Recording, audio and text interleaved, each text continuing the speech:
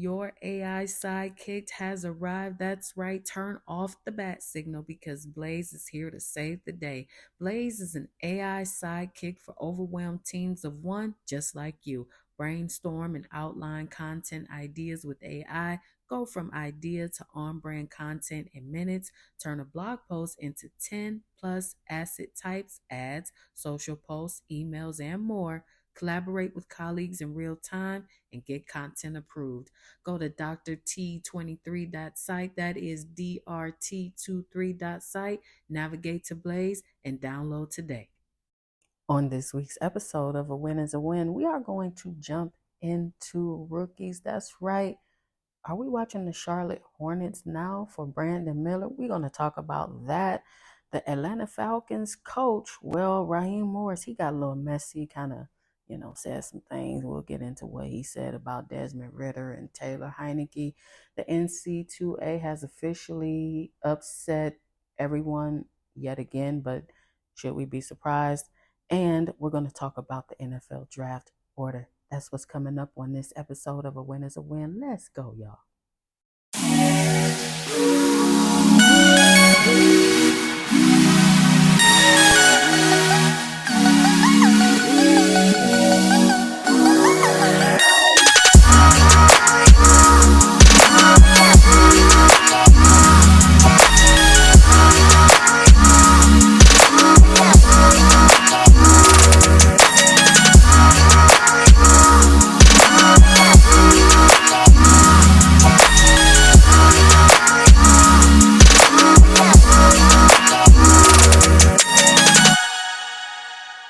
It's time for the Rookie Rundown.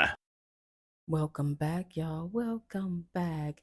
It is peak NBA season, and yes, NFL draft is looming. So, before we dive deep into it, don't forget to like, subscribe, and share this podcast. And don't forget to tell someone to tell somebody else. And hopefully, they'll tell somebody else to join. A win is a win. And somewhere up there on your listening device, there is a bell to get your necessary notifications. Let's talk about these rookies across the NBA now that the NFL is finished. I'm looking at Brandon Miller because some analysts right now believe he's the only reason to watch the Charlotte Hornets, of course, outside of LaMelo Ball. Now, if you watch Miller lately, I think he's found his stride. Now, he was averaging 23.1 points on 42% efficiency from the three-point range in the first half of February, and this was before the All-Star break. And in my opinion, he looks to be exactly what the Hornets need on the wing. Turn your TVs on, watch a Hornets game, and see if I'm right. Get back to me on that one. The next rookie I want to jump into is Brandon Pods. And I call him Pods because if you ask me to pronounce his entire last name, I'm going to mess it up. So, Pods, in my opinion, he's been doing pretty much everything that the Warriors have asked him to do. He's averaging about 9.8 points. He's 5.8 rebounds and 3.9 assists, and he has strong scoring efficiency. Now, the most impressive part that I like of this stat line is that he is doing it on just 26 minutes per game. Now, look, he's not flashy, okay? He ain't the flashiest player and is surrounded by other big name stars. But sometimes it comes down to puzzle pieces, okay? You know how you put a puzzle together and it's that one little itty bitty piece that you're working on a section, and when you finally get it and you put it there, what happens? That part of the puzzle comes together. But he's a great fit for them, of course. And of course, we have to talk about Wemby. Yes, Victor Wembanyama. I mean, listen, y'all, that child is just getting better and better, and he's doing it against some of the biggest names in the sport. Now, up to this point in the year, he's averaging 20.6 points, 10.2 rebounds, 3.3 assists, 3.3 blocks, and 1.3 steals per game. Oh, wait a minute. And he's getting just 28 minutes on average per night. 28. Now, listen, I believe if he keeps improving, adding his strength and more minutes, minutes and get surrounded by talent, because let's face it, San Antonio needs to rebuild their roster, then the Spurs will be at the top, in my opinion, for a long time. Now, I believe he's a scary opponent to match up against, and he's just 20 years old. Don't get me wrong. I'm not putting him in the greatest of all time category right now. It's very early. Is he doing well? Yes. Let's let the young man live in his moment and give him the flowers that he deserves, along with these other rookies right now. Sports news up next. Let's get into the sports news. Now, there's still some NFL news to discuss, one being Cleveland Browns general manager has suggested moving the trade line back. Now, the proposed rule change would move the deadline back about a week. When talking about it, he mentioned that adding a 17th game to the entire season makes the deadline at the 45% mark. Now, he also compared it and said that hockey has theirs at the 78% mark, and baseball and basketball holds theirs at the 65% mark of the season. He prefers to move the NFL deadline to 55% mark. Interesting. I think he's going somewhere with that. We'll see if the NFL takes a big bite out of it, or the NFL Players Association takes a look into it and see if it goes further. Other news comes from Tampa Bay, with the team shockingly releasing two-time Pro Bowl edge rusher Shaquille Barrett. Not only was Barrett a very talented rusher for the team in the past few seasons, but the cut brings the Bucks to a $9.2 million dead cap this season and $17.4 million in dead cap next season. They only saved about $5 million with his release. So, I mean, if the books make it make sense and you're trying to save some money, do what you got to do. Still, to me, a bit of a head scratcher. I don't understand that. Atlanta Falcons. Well, Raheem Morris didn't shy away from bringing up their poor quarterback play this past season, and he mentioned it in an interview that he likely wouldn't be the new head coach had their quarterback play been better. Yep. It sounds harsh when you think about it, but it's absolutely the truth. And there isn't any other way, in my opinion, that he could have said it. And it rubs some Atlanta Falcon fans the wrong way, but sometimes you just got to be honest or keep it real. Now, if you look at what he said, it's because Desmond Ridder and Taylor Heineke aren't going to win you a Super Bowl. They're not. And let's just keep it right there. It's not happening. Still, I will have to imagine that he wants a new signal caller in the building. And if he does, they better get him in the building soon. Sometimes coaches suppress during the season. We don't want to ruffle feathers. We just want to play football. But when you ask me and we're not playing, the season is done, it's time to reset, I'm going to give you the truth. And the truth is, I need a signal caller that can get under center and get us closer to a chip. Campus Gridiron up next. Let's see what's up with our Campus Gridiron.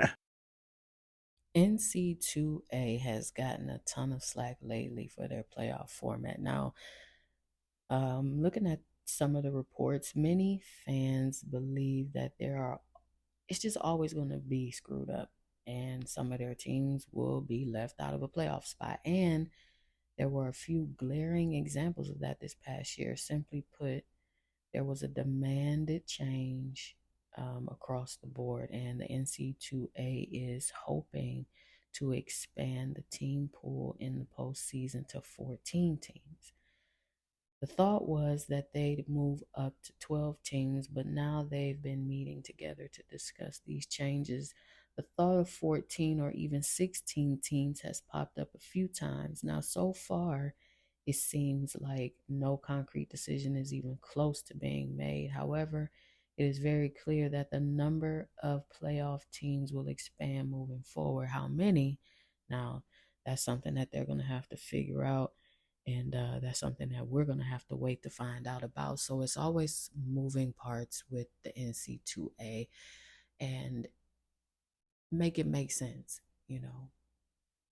rightfully so, they should. But at some point, we just need to stop, have consistency.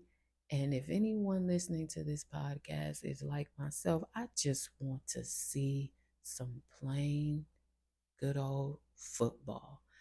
And no, I don't want to see when college football starts this season. I don't want to log on and see my team, Ohio State, playing Cuyahoga Community College. Like, make it make sense. You need to have the schedule that people want to see. Alabama, Texas, Ohio State, Michigan. Make it make sense. That's all we're saying. It's too much going on with the NC2A, too much back and forth. This happens, take it away. That happens, it makes sense. No, it doesn't. Play the players as employees. That's a tongue twister. Pay the players as employees. My Lord. See, I can't even get it straight. Injury report up next.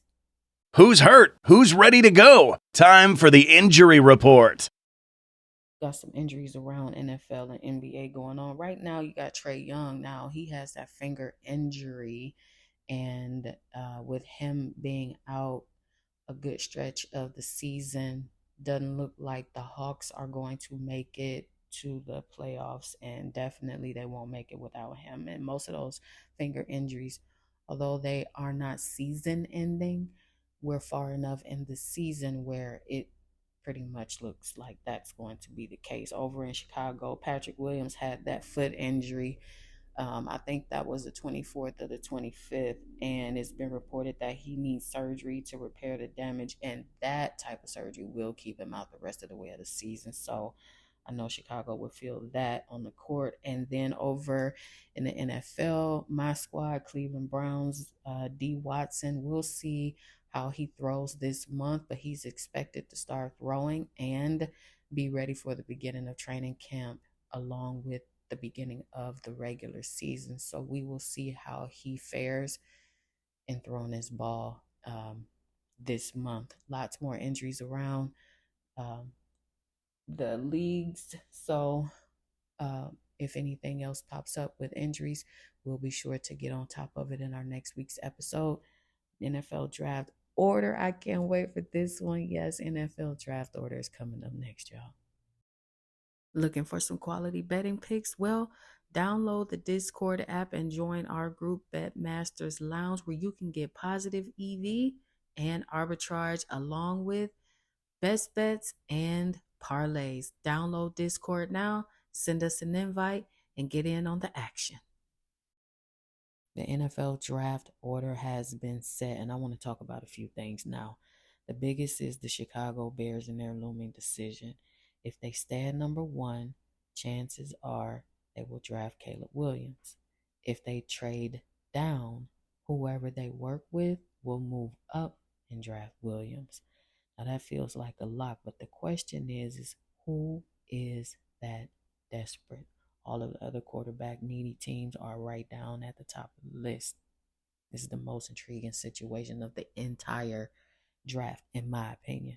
Other thing that crosses my mind is which team takes which quarterback.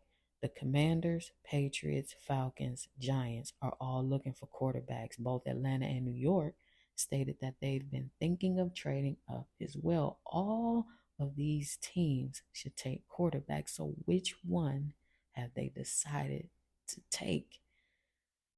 Now, I'm very curious to see what the other high-picked teams do that already have their quarterback. The Cardinals seem convinced that Kyler Murray is the answer. Okay, so how do they build around him at pick 4?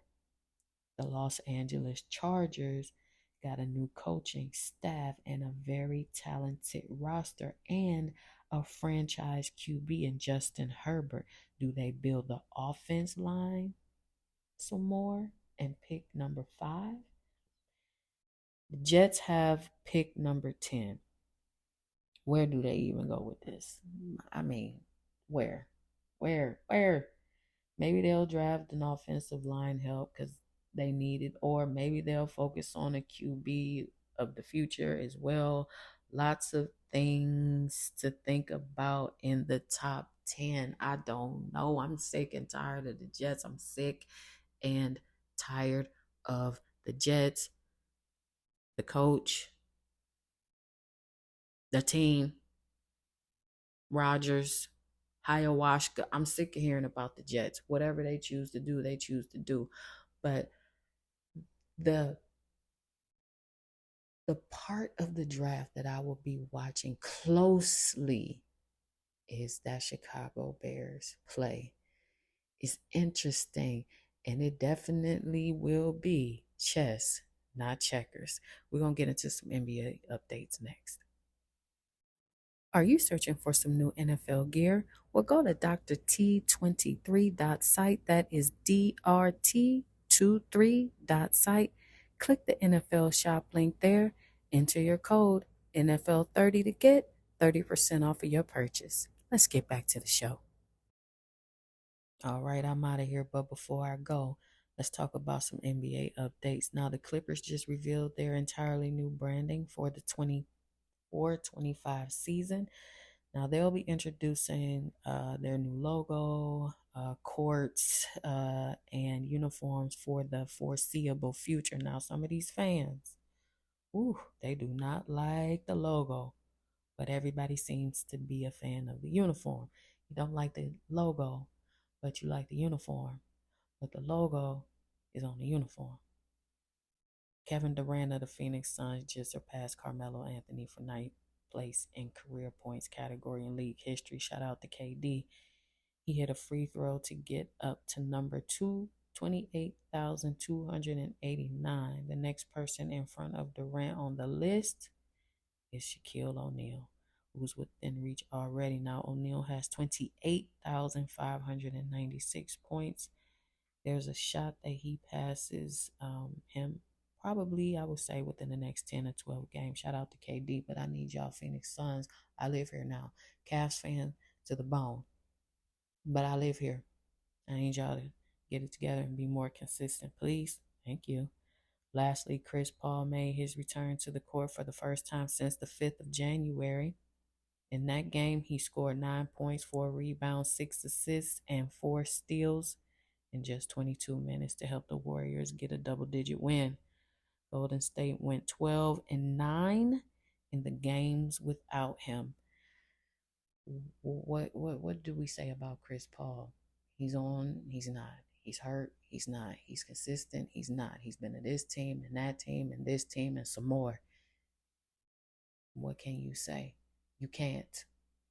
He is who he is, and he can do what he does. And that's about all you're going to get out of Chris Paul. Came to Phoenix. I don't know what happened, and now he's with Golden State. Don't know what happened. It's the same thing repeats itself.